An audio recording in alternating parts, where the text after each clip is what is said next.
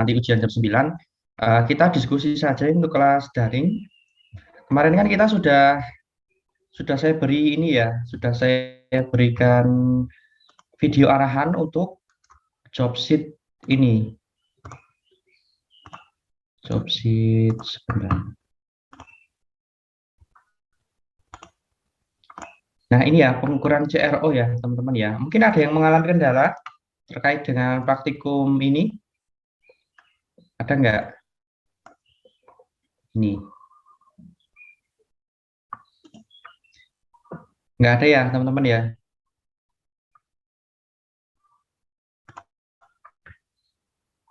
Oke, kalau nggak ada.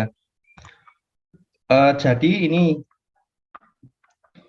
CRO itu alat untuk mengamati sinyal ya, teman-teman ya. Kemarin kalau kita di Proteus itu kan ada, atau di Falstad lah ya, Falstad. Di analog itu kan kita sering sekali mengamati gelombang ya, menggunakan viewscope. Misalnya nih, gelombangnya yang ada di ini atau di ini saya. Nah, yang ada di sini ya, klik kanan viewscope. Nah, kan muncul di sini. Ini ada banyak banget ya gelombangnya ya.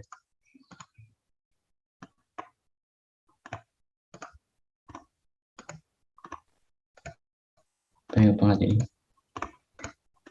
Nah, misalnya di sinilah di L, view in scope. Oh, karena DC ya, dia seperti ini ya. Contoh ya kemarin lah, seperti kemarin ya teman-teman ya, bahwa saat inputnya terutama AC, nah kayak gini, view in scope. Nah, dia kan muncul gelombang. Nah, view in scope itu kalau di lab itu kita pakainya namanya oscilloscope atau CRO kayak gitu ya. Bentuknya bagaimana? Nah, bentuknya itu seperti ini, teman-teman, alat ukur. Nah, kalau multimeter kan kemarin kita sudah pernah lihat ya di YouTube itu sudah saya tunjukkan atau mungkin banyak teman-teman yang punya. Nah, selain itu yang sering kita gunakan nanti di lab adalah oscilloscope. Intinya dia itu untuk mengamati sinyal ya kayak di Falstad ini. Nah, seperti ini yang ada di bawah ini. Nanti kita bisa mengamati misalnya penguatan transistor itu ya. Inputnya kecil diamati. Nah, sinyalnya itu bolak-balik. Kalau ini sinyal AC. Tapi kalau sinyal DC itu hanya lurus saja. DC kan searah. Maka dia hanya plusnya saja misalnya. Nah, kalau AC itu kan bolak-balik teman-teman. Jadi kadang di positif, ini di nol balik ke negatif, ke atas lagi. Maka AC itu seperti ini, bolak-balik, bolak-balik. Nah, kerepatan ini dalam 1 detik, kalau misalnya kita kenal di PLN itu 50 Hz frekuensinya, AC-nya, gitu ya. Nah, itu artinya selama 1 detik dia itu bolak-balik sebanyak 50 kali. Bisa dibayangkan ya, 1 detik bolak-balik 50 kali. Maka bolak-baliknya itu kayak kayak nggak bolak-balik. Ya bolak-balik, tapi kalau sangat cepat, nah itu maka kayak menjadi ini ya, kayak tidak ada bolak-baliknya. Maka lampu itu ya, lampu lampu apa itu? Lampu panjang itu namanya lampu apa yang ada balasnya itu ya, lupa. Nah, lampu seperti ini ya, yang kelihatan kelihatan kedip-kedip kalau kalian pakai kamera atau video itu kan sebenarnya dia kan kedap-kedip teman-teman. Tetapi karena kedap-kedipnya itu cepat, maka seolah-olah dia itu tidak kedip. Atau TV gitu ya. TV kan kadang kalau kalian kalian TV yang tabung itu terutama kalau kalian kadang kan kedip-kedip ya.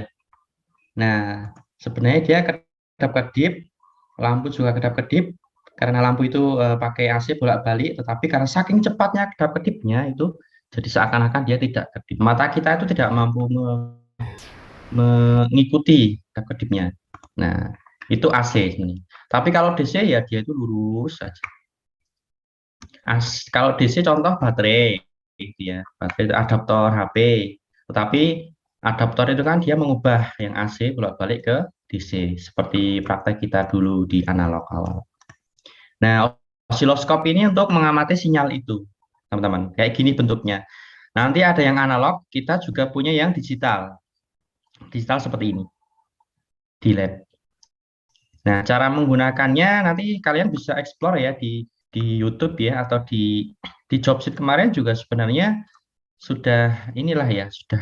Nah, ini sudah banyak, ada tombol-tombolnya. Kemudian cara menghitung tegangan dan frekuensi dari sebuah sinyal itu juga sudah ada. Kalau kalian sudah mengerjakan ini, seharusnya tahu. Nah, ini di video juga tadi sudah saya jelaskan ya, di video arahan. Nah, kalau ada yang masih bingung, silahkan bisa ditanyakan. Nah, ini contoh tampilan gelombang yang ada di CRO atau osiloskop.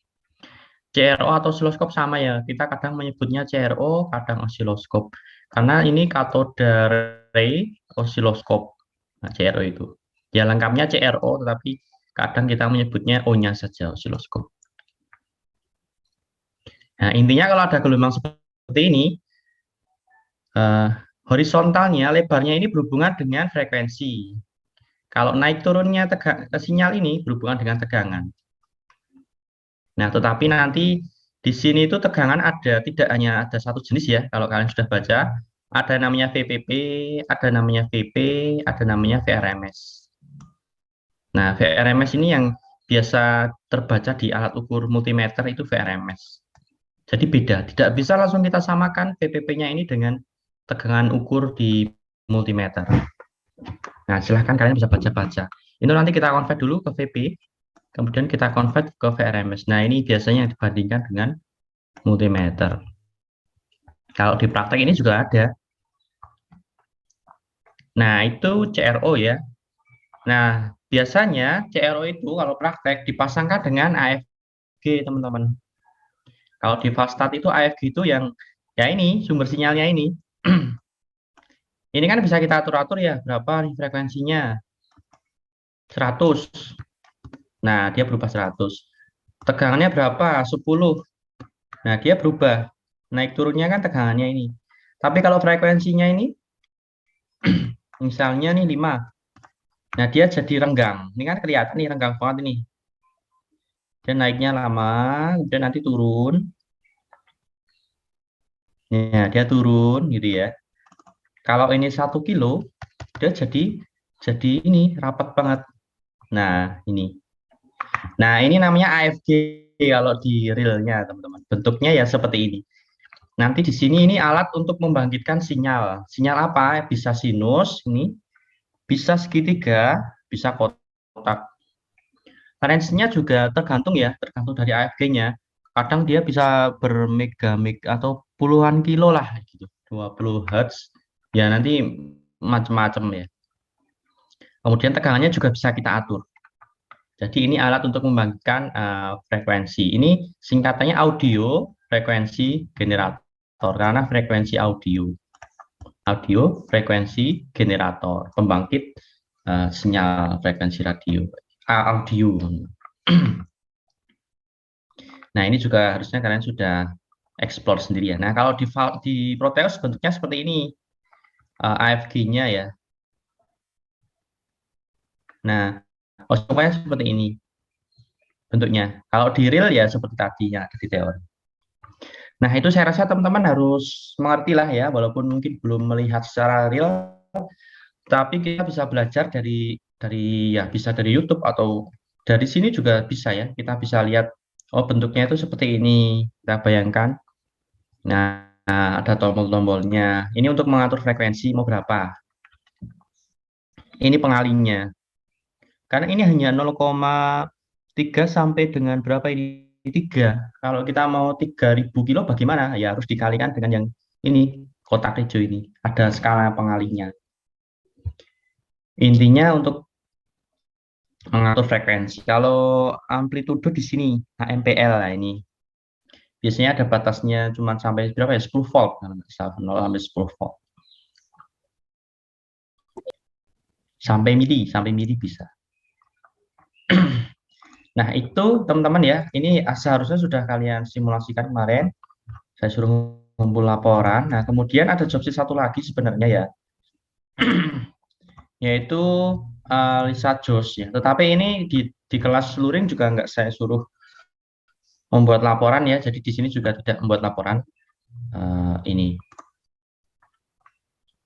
Nah, ini yang terakhir ya. Jadi ya ini cukup saya jelaskan saja. Saya rasa di sini Lisa Jos ya. Nah, jadi ini sebenarnya pendalaman saja ya, pendalaman materi untuk praktek CRO. Nah, jadi kita bisa main-main ini AFG dan CRO, teman-teman. Jadi kalau kita masukkan osiloskop itu bisa untuk mengamati dua sinyal bersamaan ya, karena ada channel A, channel B. Kalau di Proteus mungkin bisa banyak ya kalau di Proteus ya. Di Proteus mungkin di sini tombolnya ada. Nah, ini bisa A, B, C, D. Artinya kalau ada 4 buah sinyal masuk ke CRO, dia bisa mengamati 4 sinyal ya, A, B, C, D ya. Tetapi kalau di real seperti ini contoh. Nah, itu hanya ada 2 channel. Oh, kalau di ini ada 4 ya, A, B, C, D. Tetapi kalau di CRO aslinya, yang ini tadi, kebanyakan hanya ada 2 ini contohnya. Nah, jadi colokannya itu hanya ada 2. Ini channel A itu ya, ini channel B. Ya, ini beda ini beda. Nah, biasanya ada 2. Jadi ya kita hanya bisa mengamati 2 dan saya rasa itu cukup ya, kita nggak perlu mengamati banyak-banyak. Nah, nanti mungkin ada yang 3 juga ya, tapi di lab kebanyakan ada 2. Kalau ini ada berapa? Ini juga 2 ini. Iya, kalau ini extension, ini ground. Nah, ini channel 1, channel 2. Jadi memang kebanyakan ada 2 ya. 1, 2. Ada 2. Nah, jadi kemarin prakteknya di Lisa Jos ini kalau kita pakai 2 input sumber gitu ya, 2 input sumber, 2 AFG. Ada 2 AFG. Jadi ini gambarnya. Nah, ini AFG 1 kalau di lab, ini AFG 2. Nah, kalau di sini di simulator kan kita bisa pakai AFG asli, kita bisa pakai pembangkit gelombang sinusoidal. Tapi kalau real di lab kan ya ini sama-sama AFG semua. Ini mau pakai apa kalau nggak pakai AFG yang ini? Gitu. Jadi ada 2 AFG, kita masukkan ke osiloskop. Nah, nanti rasio ukuran dari gelombang 1 dan gelombang 2 itu nanti akan membentuk suatu pola. Nah, jadi di sini itu nanti bisa kita gabungkan. Kita menggabungkan buah-buah sinyal itu ke CRO. Nah, itu nanti bisa membentuk pola, teman-teman. Nanti kalau kalian simulasinya di Proteus, kalau mau nyoba-nyoba silahkan bisa. Nah, seperti ini. Kalau sinyal 1 frekuensinya itu sama dengan sinyal 2. Jadi kan nanti ada 2 sinyal ya. Ini ya AFG dan ini bisa kita atur semuanya frekuensinya berapa. Masuk ke CRO untuk kita amati. Digabunglah di CRO. Nah, kalau ininya sebanding nanti akan membentuk seperti ini, teman-teman. Fasanya juga tergantung fasanya. Fasa itu bagaimana? Fasa itu ini. Nah, ini gelombang pertama nih, yang ini. Yang ini gelombang kedua. Kalau gelombang kedua itu mulainya tidak sama dengan gelombang 1. Misalnya gelombang 1 sudah mulai, sudah sampai ke puncak, tetapi gelombang 2 baru mulai. Ya, tentu ini sampai di sini. Nah, ini nanti akan ada beda fasanya, teman-teman. Ini namanya beda fasa, D, sebanyak D. Jadi gitu. Nah, ini ada. Ya, intinya mulainya tidak sama ya. Itu artinya ada beda fasa. Nah, seperti itu. Nah, ini ada rumusnya. D dibagi T kali 360 derajat. Kembali lagi ke sini. Artinya kalau nanti 2 buah sinyal digabungkan, kemudian kita bisa amati di CRO, kalau frekuensinya sama, nah nanti akan membentuk pola seperti ini untuk fasenya 0 derajat. 0 derajat berarti mulainya sama persis sinyal 1 dan 2. Nah, kemarin di praktek teman-teman sudah bisa mencoba ya, membentuk pola seperti ini. Nah, ini kalau frekuensinya 1:2, artinya misalnya nih, sinyal 1 itu frekuensinya 1 kHz. Nah, sinyal 2 frekuensinya berarti 2 kalinya, 2 kHz, di set 2 kilo. Nah, nanti akan membentuk pola-pola seperti ini. Kemarin karena di lab itu susah ya kalau menggeser fase, maka kemarin yang lihat yang 0 derajat ini yang sering atau geser sedikit lah. Ini kelihatan kemarin. Nah, kalau frekuensi duanya diubah ke 3 kHz sehingga perbandingannya 1:3, nanti munculnya yang ini polanya. Jadi seperti itu. Kemarin hanya pendalaman saja untuk prakteknya membentuk pola-pola seperti ini. Caranya ya gampang ya. Tinggal 2 buah sinyal AFG. Satunya kalau di sini pakai pembangkit gelombang sinusoidal, masukkan ke osiloskop. Nah, ini pilih. Nah, kalau di simulator pasanya bisa kita atur ya. Nah, ini di sini fasa ini di grid ini derajat. Nah, ini bisa kita atur. Nah, kemudian ini bisa diatur juga. Nah, ini bentuknya itu seperti ini teman-teman. Kalau di simulasi itu bisa bagus banget ya, tapi kalau di praktikum karena kita ngatur frekuensi 1 dan 2 harus sama persis, ya itu susah. Kemarin memang susah, harus teliti, harus sedikit demi sedikit di kelas praktek kemarin seperti itu. Nah, jadi ini saya rasa opsional saja kalau kalian mau mencoba-coba silahkan, boleh. Tentu nanti setelah ujian gitu ya. Jadi ini tidak saya tugaskan untuk laporan, tidak, ini hanya sebagai materi tambahan saja untuk pengukuran frekuensi polarisasi. Jadi ini dulu ada ininya lah ya, ada latar belakangnya kok bisa ditemukan seperti ini. Dia mencitrakan perbedaan fasa, frekuensi, dan amplitude. Ada 2 gelombang yang sama, kalau perbedaan fasa nanti bisa membentuk pola seperti tadi ya. Perbedaan frekuensi juga bisa membentuk pola seperti tadi. Nah, ini seperti itu.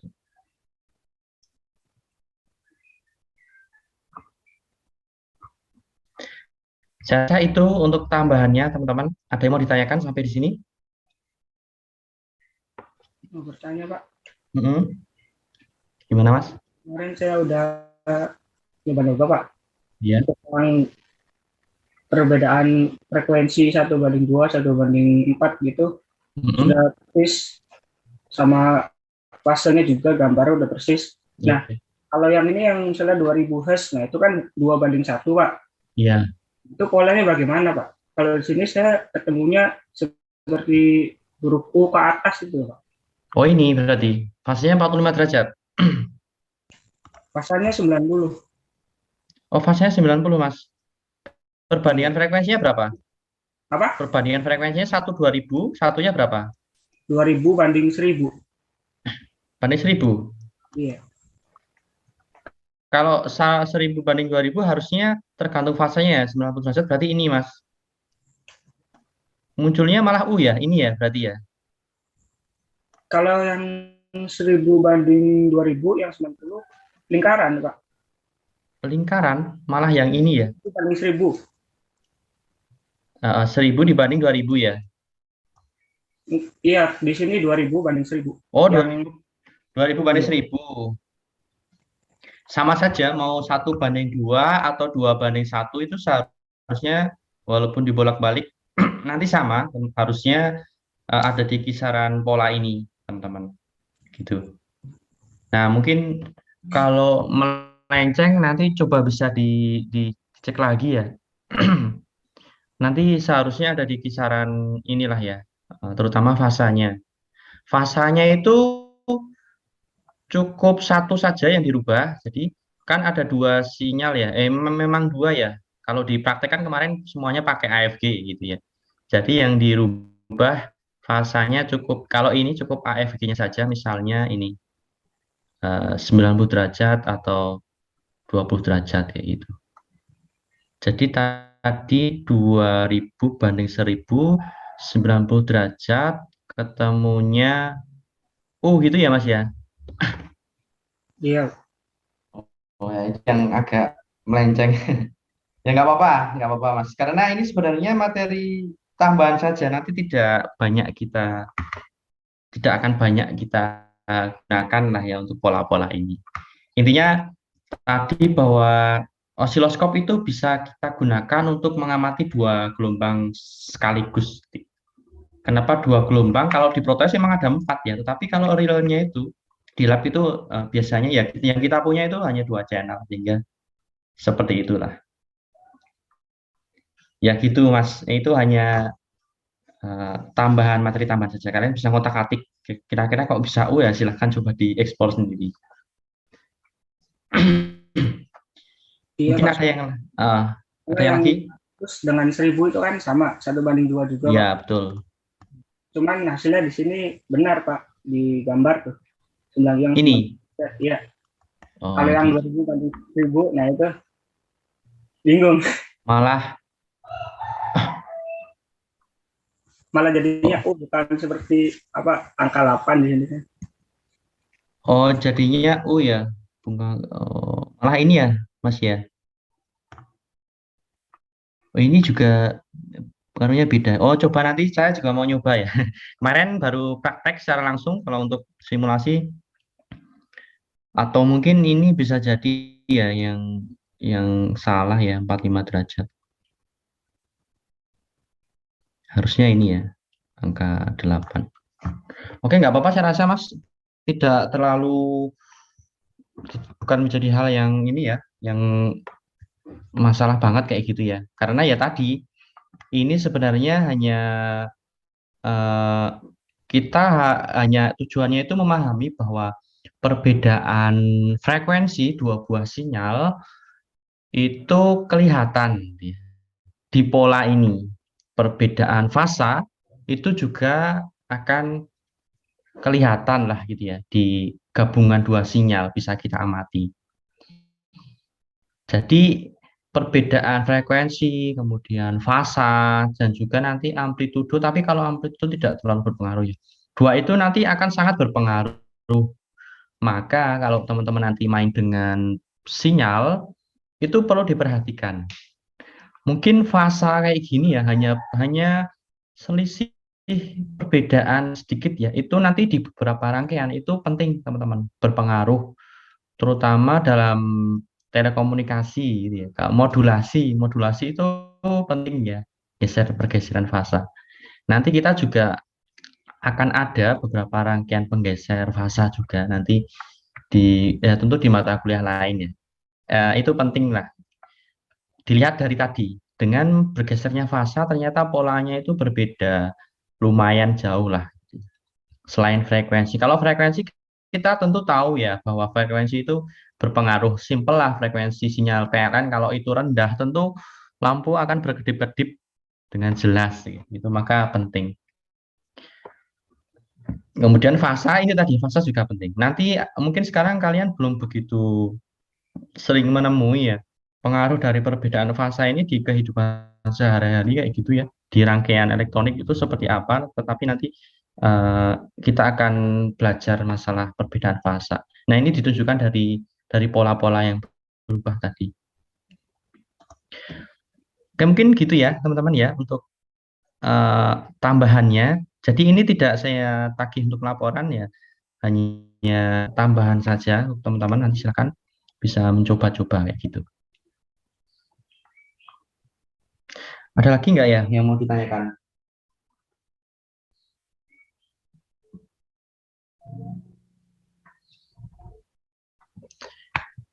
Nggak ada ya?